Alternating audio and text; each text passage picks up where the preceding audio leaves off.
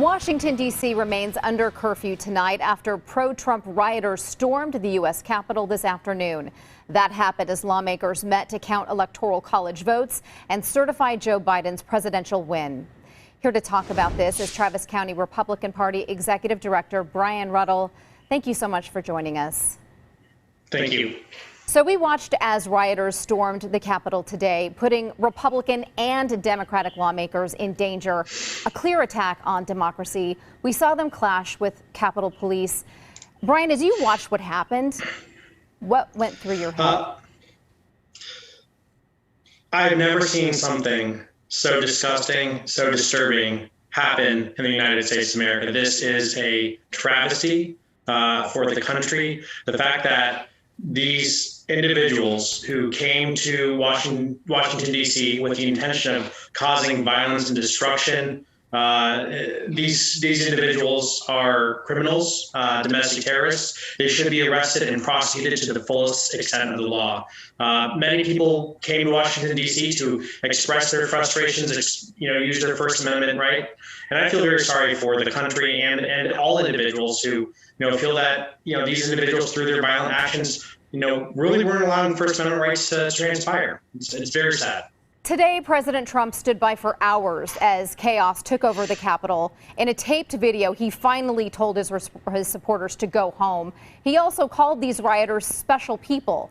What type of message does that send this country? I personally hoped that President Trump would come out a little bit more forcefully, urging these individuals to go home.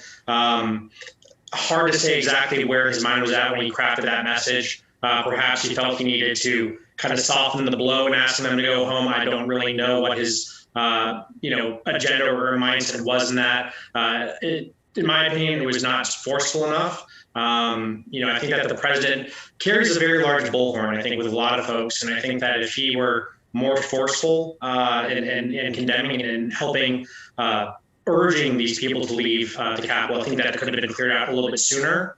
And that Capitol Police could have, hopefully saved some, maybe even potentially saved a life tonight. Brian, you've heard the saying, united we stand, divided we fall. How does America recover from this? What do both parties need to do to move forward? I think the one thing that we can take at the end of the day is that, well, yes, our democracy did bend. We did not break today. That regardless of the chaos, regardless of the actions of some of these rioters, America will stand together through this. We've been through very horrible times in our history, and we've come out stronger on the next side. I think that it really, it's not going to come from Republicans and Democrats in Washington, D.C. It's going to come from neighbors living next to each other, willing to talk with each other, willing to engage with each other without anger or accusation. I think this is going to have to come from the ground up rather than the top down. All right. Brian Ruddle, Executive Director of the Travis County Republican Party. Again, thank you so much for sharing your time and your thoughts with us tonight. Thank you.